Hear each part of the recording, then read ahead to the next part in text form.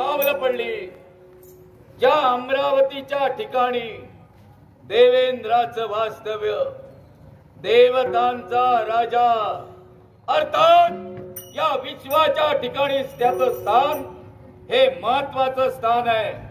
अर्थात आपण आलोय कर्तव्य पूर्ण करावं. देवतांचे अधिपती देवेंद्र महाराज सुदर्शन आपल्याला प्रणाम करतोय. आपले मार्ग सदैव शुभ करोतील असा आमचा मंगलमय आशीर्वाद. समाधान वाटलं मनाला, अंतर मनाला समाधान वाटतंय खरं, पण मन चंचल बनू लागलं. कारण अमरावतीच्या ठिकाणी आमची पावलं पडली. सिंहासनावर विराजमान झालेल्या राजकर्त्याच्या मुखमंडलाकडे नेत्र कमळ आमचे फिरले आणि पाहतो एकच प्रश्नांचा भडीवार आपल्या मस्तकावर दिसू लागला. चेहरा चिंतातूर वाटू लागला. याला कारण आहे. भीती मनात आहे की संरक्षणाची जबाबदारी. ऐका, देवतांचा राजा देवराज देवेंद्र देवसभेतील या 32 पायऱ्यांच्या सिंहासनी विराजमान झाला. प्रत्येक देव देवतेला देव देवतांचाच कशाला, विश्वातील प्रत्येक सजीव घटकाला देवराज देवेंद्र अगदी जवळून ओळखतोय म्हटलं. त्यामुळे देवराज देवेंद्रला विश्वातील कोणत्याही जीवाची अथवा देवतेची भीती नाही. पण प्रश्नांचा भडीमार झाला. प्रश्नांचा भडीमार माझ्या सर्वांगाभोवती तुला दिसला, रास्त ओळखलं. धन्यवाद देतोय. निर्माण होणं साहजिक. देवेंद्र धन्यवाद देतोय. आपल्या मुखातील एकच अक्षर ऐकलं, एकच शब्द ऐकला. या विश्वात कोणत्याही जीवाची आपल्याला भीती वाटत नाही आणि असा निर्भीड जीव माझ्या समोर आल्यानंतर मलाही त्याची भीती वाटत नाही. आणि म्हणूनच आपल्या या दरबाराच्या ठिकाणी पावलं एकाच गोष्टीला टाकली. आपल्या जवळ दुर्वास आले की नाही? सुदर्शन, रास्त प्रश्न विचारला. तू येण्यापूर्वीच दुर्वास महंतांचं आगमन या देवसभेत झालं. त्या पुढे जाऊन जर का तुला सांगायचं झालं तर दुर्वास महंतांना देवराज देवेंद्रानं अभय दिलेला आहे. तेव्हा तुझ्या वक्तव्यातून मला ऐकायचंय, दुर्वास महंत तुला नेमकं कोणत्या कारणासाठी हवे? एकाच कारणासाठी. राजा अंबरीशाच्या बाबतीत दुर्वासानं केलेला अन्याय, त्याला शाप दिला, उशाप दिलेला नाही, अखंड तांडव केला आणि राजाच्या जीवनात जो हलकल्लोळ माजविला, याच्यासाठी दुर्वासानं अंबरीश राजाची क्षमा मागावी आणि म्हणून दुर्वास माझ्या स्वाधीन करा. सुदर्शन, तुझ्या कर्तव्याला आणि तुझ्या कर्माला प्राधान्य दे. या देवसभेत तू पावलं वळविलीस. निश्चितच मी एका बाजूने तुझं कौतुक करेन, पण दुसऱ्या बाजूने जर का विचार केला, मी देवतांचा राजा आहे. अर्थात देवतांचा राजा या नात्यानं आयत्या वेळी येणाऱ्या विषयांवर योग्य तो निर्णय घेण्याचा अधिकार देवतांनी मला दिलेला आहे. त्या अधिकारायोगे तुला सांगतोय, नीट ऐक. सुदर्शन, ज्या दुर्वास महंतांना देवराज देवेंद्रनं अभय दिलेला आहे, त्या दुर्वास महंतांना देवराज देवेंद्र तुझ्या स्वाधीन कधीही करणार नाही. तू जाऊ शकतोस. जाणार नाही. तुम्ही म्हणालात आयत्या वेळी आलेल्या प्रश्नाला कोणत्या प्रकारे उत्तर द्यावं आणि त्याचा न्याय निवाडा कसा करावा हा देवराज जाणतोय. जर का देवराज तू जाणत होतास आयत्या वेळी येणाऱ्या प्रश्नाला कोणत्या प्रकारे न्याय द्यावा हे जर का तू जाणत होतास तर माझा जन्म कशासाठी झाला त्याच प्रश्नाला तू उत्तर देऊ शकला नाही, त्याच प्रश्नाला तू न्याय देऊ शकला नाहीस. म्हणूनच ती घटना घडली ना, जो त्रिपुरासुर उन्मत्त झाला आणि त्या त्रिपुरासुरानं तुम्हाला त्रेधा केलं, याची भीती तुमच्या मनात होती. पण दानवांचा राजा बैराजा यानं तुम्हाला सर्वांना त्रेधा केलं. या विश्वाच्या ठिकाणी देव देवता त्रस्त झाले आणि साऱ्या देव देवतांनी स्वतःची शस्त्र अस्त्र ददीची मुनीकडे ठेवण्यासाठी दिली आणि आपण स्वतः गेले ते गिरीकंदरी जाता क्षणी ददीचींनी स्वतःच्या कमंडलू त्या शस्त्रांना स्थान दिलं. उदक प्राशन करत असताना तीच शस्त्र उदका समवेत गिळंकृत केली. त्यांच्या देहाचं तेज वाढलं आणि ते तेज वाढल्यानंतर तुम्हा देवतांना समजलं की हे तेज अद्वितीय आहे. तुम्ही सारे शिवशंकराला शरण गेला ना. अगदी. आठवतोय ना. त्या शिवशंकराला तुम्ही शरण गेला आणि त्या शिवशंकरानं दधीचीकडे जाऊन दधीची महंतां जवळ जाऊन त्या योग्याचं महत्व जाणलं आणि त्यांच्या जवळ भीक मागण्यासाठी त्या तुमच्या हस्ती शस्त्र रूपानं मला द्या. कारण या विश्वाच्या ठिकाणी रुद्रासुर उन्मत्त झाला, त्रिपुरासुर उन्मत्त झाला. यांचा शेवट करायचा आहे आणि त्यांनी योग बलाच्या सामर्थ्यानं स्वतःचा देह त्यागला आणि स्वतःच्या पाठीच्या कण्याची जे वज्र बनविलं त्या कण्याचा भाग तो तुला दिला आणि ते वज्र तू तुझ्या हाती धारण केलंस. त्याच्यातूनच एक सुनाभ निर्माण झालं आणि त्या सुनाभानं या विश्वाच्या ठिकाणी शिवशंकराकडे स्थान मिळविलं. त्या सुनाभाचं चूर्ण शिल्लक राहिलं. तेच चूर्ण म्हणजे सुदर्शन. या सुदर्शनावर केलेला आघात, या सुदर्शनाला बनविण्यासाठी केलेला प्रयत्न म्हणजे कुणी सामान्य नव्हे. या सुदर्शनाला निर्माण करण्यासाठी मेरू पर्वत आणि सुमेरू पर्वत या दोन पर्वतांना स्तंभ म्हणून निर्माण केलं. अनंत नागाची दोरी केली. दोन्ही पर्वतांना वेष्टन केलं. त्याच्या मध्यंतरी हे सुदर्शन ठेवण्यात आलं आणि त्याला गती देण्यात आली. सूर्य रथाच्या चक्रावर घासण्यासाठी तत्पर ठरले. सहस्र आर्या ज्या सुदर्शनाला निर्माण झाले त्याच सहस्र आर्यावर 12 आदित्य विराजमान झाले आणि या विश्वाच्या ठिकाणी एका निमिषार्धात सहस्र फेऱ्या पूर्ण करणारा सुदर्शन एका निमिषार्धात म्हणजे डोळ्याची पापी लवते न लवते तो सहस्र वेळा फेऱ्याचं सामर्थ्य या सुदर्शनाच्या अंगे आणि या सुदर्शनानं त्रिपुरासुराचा वध केला. अर्थात या विश्वाच्या ठिकाणी तुम्हाला जे शक्य नव्हतं ते मी शक्य करून दाखवलं. ते विसरलाच वाटतं. सुदर्शन स्वतःच्या जन्मापासून त्रिपुरासुराचा शेवट करण्यापर्यंतचा इतिहास सांगितला. पण मला तरी वाटतं त्याची इथं काही तशी आवश्यकता नव्हती.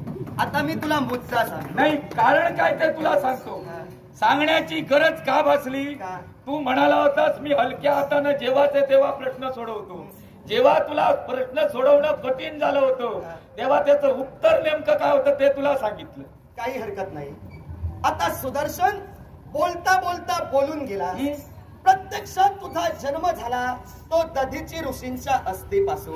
प्रत्यक्षात सूर्यनारायणाच्या रथचक्राला त्या अस्थींचं घर्षण केलं गेलं आणि तिथूनच सुदर्शन चक्राची निर्मिती या विश्व कार्यासाठी केली गेली. हे सुदर्शन चक्र महाविष्णूच्या हाती स्थित आहे आणि म्हणूनच या सुदर्शन चक्राला त्या लक्ष्मीकांताच्या नावावरून कांता चक्र म्हणूनही ओळखलं जातं. त्या आधीचा विचार कर. सुदर्शन, अरे तू कोणी सामान्य नव्हे. प्रत्यक्षात या वैकुंठीच्या नारायणानं भोलेनाथांची भक्ती करून भोलेनाथांकडून तुला हस्तगत करून घेतलं. आता ते कसं हे मी तुला सांगेन. ज्यावेळी सुदर्शन चक्राची निर्मिती झाली, ज्यावेळी विश्वकर्म्यानं आपल्या प्रेरणेतून या सुदर्शन चक्राची निर्मिती केली. हे सुदर्शन चक्र म्हणजे कोणी सर्वसामान्य नव्हतं. ज्या सुदर्शन चक्राची गती या विश्वात कुणीही भेदू शकत नाही, ज्या सुदर्शन चक्राचा भार या विश्वात कुणालाही चुकवता येत नाही, असं अनन्य साधारण असं हे सुदर्शन चक्र होतं. ज्यावेळी त्रिपुरासुर मारला गेला, त्रिपुरासुराचा नाश, त्याचा मृत्यू कोणत्या रीतीने आहे हे ज्यावेळी देवतांना समजलं त्यावेळी त्याच विश्वकर्म्यानं हेच सुदर्शन चक्र शिवाय त्रिशूळ वगैरे ज्या देवतांची शस्त्र निर्माण झाली होती, ही शस्त्र शिवशंभू महादेवांना प्रदान केली होती. हे कदाचित तुला आठवतं की नाही मला माहित नाही, पण हे वास्तविक सत्य तुला सांगतोय. शिवशंभू महादेवांच्या हाती असणारं हे सुदर्शन त्यावेळी कोणत्या नावानं नटलं गेलं हे सुद्धा मी तुला सांगेन. त्यावेळी तुझं नाव होतं भवरेंद्र. ज्यावेळी शिवशंभू महादेवांच्या हाती असणारं सुदर्शन भवरेंद्र या नावानं जगविख्यात होत होतं, त्यावेळी पार्वती मातेला इच्छा निर्माण झाली काही क्षण हे सुदर्शन चक्र काही काळ आपल्या स्वाधीन असावं. तेव्हा पार्वती मातेनं शिवशंभू महादेवांकडे विनंती केली. शिवशंभू महादेवांनी पार्वती मातेला सांगितलं, हे सुदर्शन चक्र याचा भार तुला सहन होणार नाही. पण तिच्या इच्छेसाठी प्रत्यक्षात शिवशंभू महादेवांनी काही काळासाठी सुदर्शन चक्र त्या आदिमाया आदिशक्तीच्या हाती दिलं. त्यावेळी तुझं नाव काय होतं तर मृत्यू मंजिरी चक्र. आता सुदर्शना मला सांग, प्रत्यक्षात शिवशंभू महादेवांच्या हाती असणारं हे सुदर्शन चक्र ज्याचा ठेका घेऊन म्हणजे ज्या वैकुंठीच्या नारायणाच्या आज्ञेवरून हे जे सगळं काही तू करतोय, त्याच वैकुंठीच्या नारायणानं त्या शिवशंभू महादेवाची भक्ती केली. का केली तर ज्यावेळी सती दक्ष यज्ञाच्या वेळी ज्या पुत्र कामेष्टी यज्ञात ज्या सतीनं आपला देह जाळून भस्म केला होता, त्या सतीनं प्रत्यक्षात आपला देह जाळून भस्म केल्यानंतर पत्नी विरह शिवशंभू महादेवांना सहन झाला नाही आणि म्हणून शिवशंभू महादेव विरक्त झाले. हे संधी साधून असुरांनी देवतांवर आक्रमण केलं. देवराज देवेंद्रालाही पराभूत केलं. देवराज देवेंद्र वैकुंठीच्या नारायणाला देवतांसहित शरण गेला. त्यावेळी वैकुंठीचा नारायण शिवशंभू महादेवांची आराधना करू लागला सहकार्य प्रित्यर्थ. आणि म्हणूनच शिवशंभू महादेवांची आराधना करत असताना प्रतिदिनी शिवपिंडीवर 1000 कमल पुष्प वैकुंठीचा नारायण अर्पित करत होता. ही वार्ताच्या वेळी प्रत्यक्षात भोलेनाथांना समजली. त्यावेळी त्यांना दर्शन द्यावं या अपेक्षेनं आणि निमित्त शोधण्यासाठी त्यांनी त्याची परीक्षा घ्यायचं ठरवलं. आणि म्हणूनच एक दिवस असा उजाडला, प्रत्यक्षात वैकुंठीचा नारायण शिव उपासना करण्यासाठी शिवपिंडिकेवर 1000 कमळ पुष्प घेऊन शिव उपासना करत असताना त्या 1000 कमळ पुष्पातील एक कमळ शिवशंभू महादेवांनी आपल्या हाती घेतलं. त्यावेळी शिवशंभू महादेवांनी एक कमळ आपल्या हाती घेता क्षणी वैकुंठीच्या नारायणाकडे कमल पुष्प राहिली ती 999. आता संकल्प होता शिवपिंडीवर कमल पुष्प ही 1000च प्रतिदिनी वाहिली जात होती आणि म्हणूनच त्यावेळी 999 कमळ शिवपिंडिकेवर अर्पण केल्यानंतर एका कमळाची ज्यावेळी तूट पडू लागली त्यावेळी वैकुंठीच्या नारायणानं काय केलं, आपला उजवा नेत्र काढून त्या शिवपिंडीवर अर्पण केला. आणि म्हणूनच भोलेनाथ प्रसन्न झाले आणि आपल्याकडे असणारं सुदर्शन चक्र त्या असुरांचा शेवट करण्यासाठी वैकुंठीच्या नारायणाकडे दिलं. हे तरी बरोबर. आता माझा मुख्य प्रश्न ऐकून घे. सुदर्शन ज्या वैकुंठीच्या नारायणाला सुदर्शन चक्र त्या रुद्र देवतेनं म्हणते शिवशंभू महादेवानं दिलं. दुर्वास ऋषींना तू ओळखतोस साहजिक. दुर्वास महंत ऐकून घे. आपण एक गोष्ट सांगण्यासाठी तत्पर ठरलात की नारायणाला ते कसं मिळालं, जे स्वतःच नेत्र काढून शिवशंकराच्या चरणावर अर्पण केलं. त्यावेळी शिवशंकरानं ते सुदर्शन महाविष्णूला प्रदान केलं. त्या दिवसापासून या नेत्रांना नेत्रकमल म्हणून संबोधलं जातंय. अर्थात त्याच नेत्रकमलाकरवी सुदर्शन प्राप्त केल्यानंतर शिवशंकरांना प्रश्न महाविष्णूनं केला हे आपल्याला ज्ञात असेल. आणि तो प्रश्न कोणता असेल, हे सुदर्शन मला तू बहाल केलेस देवा. अर्थात हे सुदर्शन जर तुझ्यावर चालविण्यासाठी तत्पर ठरलो तर तुझा शेवट हे सुदर्शन करू शकत नाही. तेव्हा शिवशंकरानं सांगितलं की या सुदर्शनाला एक वेळ लक्ष दाखविला असेल तर लक्षाचा भेद करून ते माघारी येईल. महाविष्णूचा विश्वास पटत नव्हता आणि त्याच वेळी ते सुदर्शन शिवशंकराच्या दिशेनं फेकलं गेलं. त्यावेळी शिवशंकराचे 3 भाग झाले देहाची. याची कल्पना तुला आहे ना. अर्थात या सुदर्शनानं या विश्वाच्या रुद्राला सोडलं नाही तर इथं या दुर्वासाची कथा काय सांगतोयस मला. एक गोष्ट कायम लक्षात ठेव, काय ज्यानं ज्या रुद्रानं तुझा सांभाळ केला त्या रुद्राची किंमत तुला असेलच, किंबहुना त्याची प्रचिती तुला असेल. या विश्वाच्या ठिकाणी म्हणायचंय कर्तव्य श्रेष्ठ आहे. प्रत्येकानं स्वतःच कर्तव्य करावं. मी माझ्या कर्तव्याला कधी मूठ माती देत नाही. या विश्वाच्या ठिकाणी स्वतःच कर्तव्य कसं पूर्ण करावं आणि या विश्वाचं स्थैर्य देवतांसाठी कसं स्थिर ठेवावं हे मी जाणतोय. मग कर्तव्य कसं स्थिर करावं हे जर तुला कळतं तर दुर्वास महंतांना मी अभयदान दिलेलं आहे. अर्थात त्यांचं संरक्षण करणं माझं कर्तव्य आहे. मला माझं कर्तव्य करू दे, तू चालता हो. अर्थात असे शब्द आपल्या मुखात शोभा देत नाही. आपण देवेंद्र आहात, चालता हो हे शब्द आपल्या मुखात योग्य वाटत नाही. उचित आपल्या मुखात शब्द असावे जेणेकरून शत्रूचं सुद्धा मन जिंकण्याचं सामर्थ्य आपल्या अंतर्यामी असावं. दुर्वासाच्या बाबतीत घडवायची घटना ती मी घडवणारच. कारण या विश्वाच्या ठिकाणी कुणी दुर्वासाला अभय देण्याचा प्रयत्न करू दे. या विश्वात मी माझ्या देवाला शब्द दिलाय आणि या विश्वात जी काही कर्म आहे म्हणजे योग साधना आहेत, होम हवन आहेत, व्रत वैकल्य, अशा व्रत वैकल्यांना का निर्माण केलं गेलं? देवतांसाठीच ना, देवतांसाठीच ना.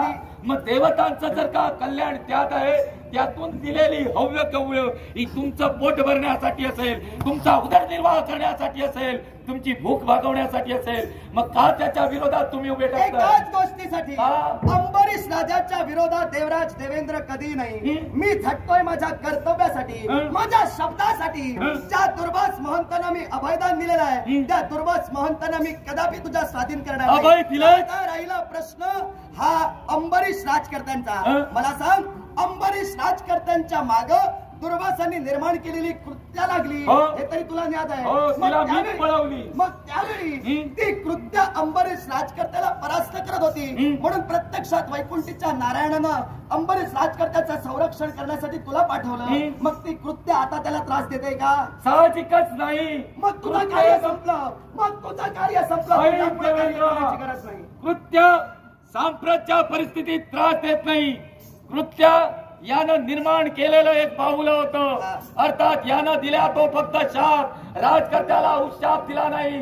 खरा अपराधी हा आहे. अर्थात या अपराध्याला शासन केल्याशिवाय माझ्या मनाला समाधान नाही. आणि हा सारा क्लेश निर्माण करण्याचं कारण हाच आहे. यानं हा क्लेश माझ्या मागे लावलाय. अर्थात याला संपवल्याशिवाय अरे तुझ्यानं जमेना म्हणून ती कृत्या निर्माण केली आणि तू पळतोय. मी पूर्ण करणार म्हणजे कसं? मी पूर्ण करणार कसं माहितीये? तुमच्या नाकातोंडातून रक्त ओकायला लावी आणि तुम्ही शब्द जपून वापरा. तुमचं झालंय कसं माहितीये? तुम्ही शब्द जपून वापरा आणि चांगले वापरा. अजून मी चांगलाच बोलतोय आणि चांगले शब्द बोलतोय. तुमच्यासारखे शब्द बोलायला सुरुवात केली, इथून नाही इथून जाणार. अरे तुझ्या अंबानीला सुरुवात केली कसं घडतंय पुढे लक्षात ठेव. फक्त त्या अंबरीशानं सुरुवात करून दिली आणि पुढची आग तू लावली. ही आग विझवण्याचं काम माझंच आहे. या देवेंद्रानं जर सहाय्य केलं नाही तर याला फुकट तू होरपाळून मारणार. लक्षात ठेव. मी पळण्याचं कार्य करतोय. जिथं थांबलो त्यांनी ठरवायचं माझं काय करायचं. त्यांनी जर दिलं तर मी येईन. तुम्ही माझा निर्णय आहे का? मी दुर्वास महंतांना तुझ्या स्वाधीन कधीही करणार नाही. तुझं काय ते पुढचं पाऊल तू उचलू शकतो. माझ्या स्वाधीन करत असेल तुझी योग्यता यावेळी मी जाणलेली आहे आणि म्हणून तुला आणून पाडण्यासाठी शस्त्राची घ्यावं लागेल. मला प्रतिकार करण्यासाठी शस्त्राची घेत असेल तर तुझा सेवन करण्यासाठी मार्ग तुझा